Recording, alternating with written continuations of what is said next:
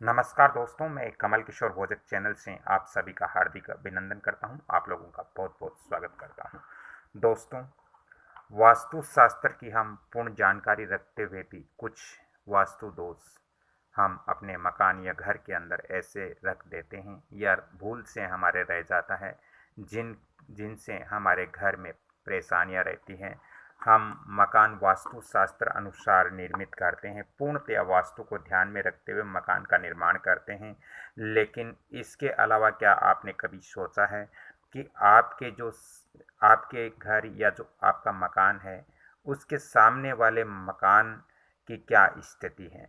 ये भी हमें वास्तु के अंदर देखना बहुत ज़रूरी है, क्योंकि आपके सामने वाला जो मकान है या जो घर है, उसका भी कुछ परिणाम ये आपको अच्छे और बुरे दोनों ही परिणाम दे सकता है। दोस्तों, वास्तु शास्त्र के अनुसार आपके जो मुख्य द्वार होता है, जो आपके मकान या आपका घर का जो मुख्य द्वार होता है, उसके लिए हम यहाँ पर कुछ आपको दे रहे हैं टिप्स।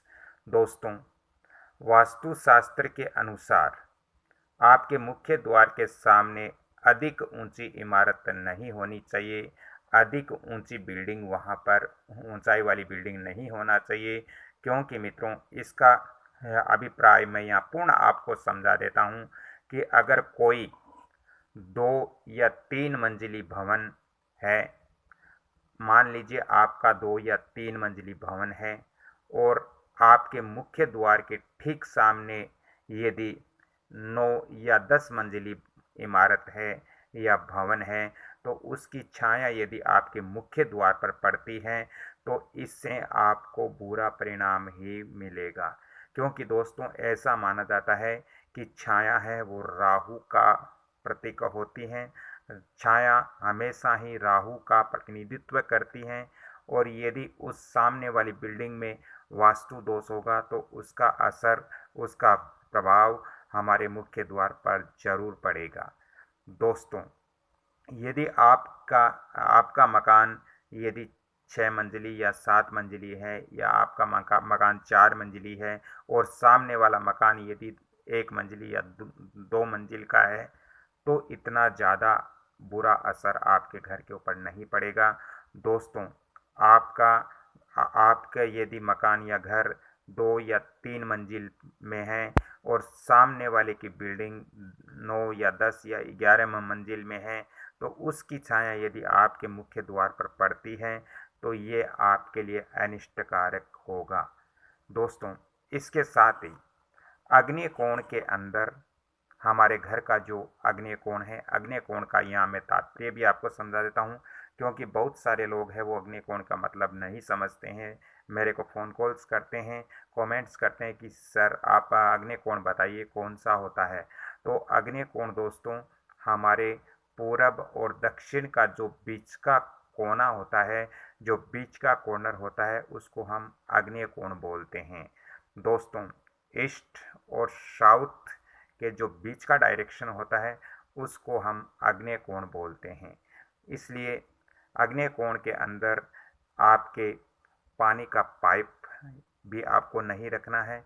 जल संबंधित कोई भी चीज़ वहाँ पर नहीं रखनी है, जैसे पानी का पाइप या पानी की टंकी या पानी की व्यवस्था अपने घर के अंदर आग्नेय कोण में नहीं करनी है।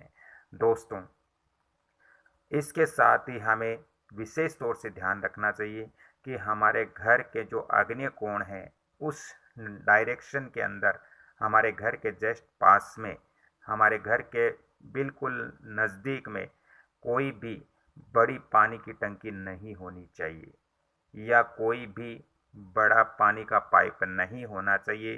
क्योंकि यदि उस हमारे घर के बाहर अग्नि कोण में यदि पानी का पाइप है, या आपने देखा होगा कि गाँव के अंदर बड़ी बड़ी पानी की टंकियां बनी हुई होती है सरकार की ओर से, गवर्नमेंट की ओर से, तो उन पानी की जो टंकियां होती है, उनकी छाया भी हमारे मकान के अग्नि कोण पर नहीं पड़नी चाहिए।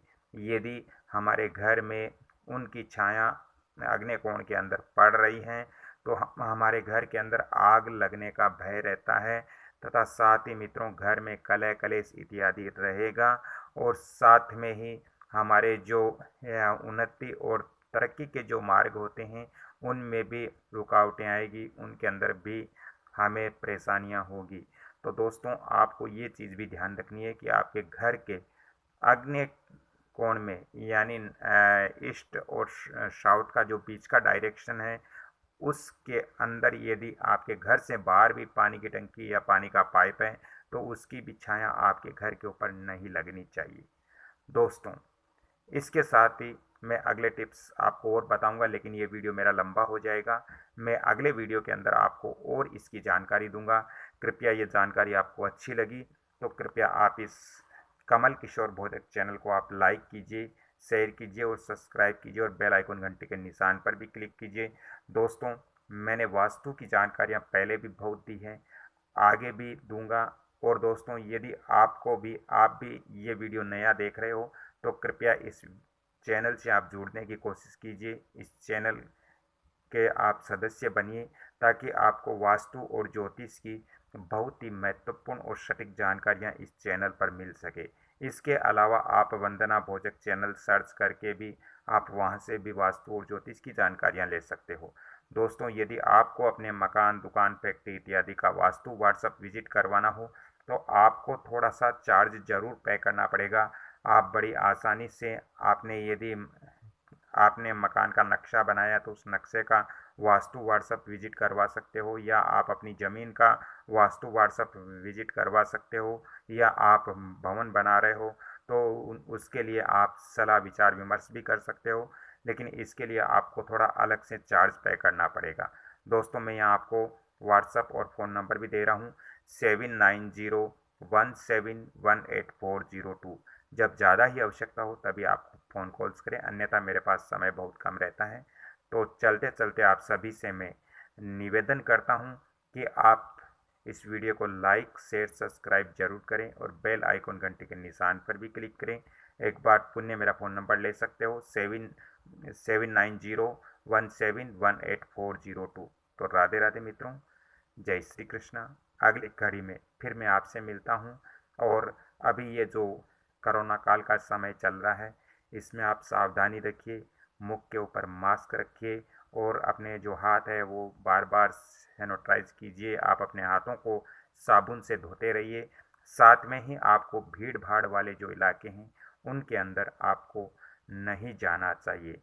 दोस्तों इससे मैंने कहीं देखा था, वहाँ लिखा था कि खुद भी बचो और हमें भी बचाओ, तो वो नारा सही है, वो हमें अपनाना चाहिए। तो राधे राधे। अगली कड़ी में फिर मैं एक वास्तु का लेकर आता हूँ, तब तक के लिए आपसे क्षमा चाहता हूँ। राधे राधे, जय श्री कृष्णा।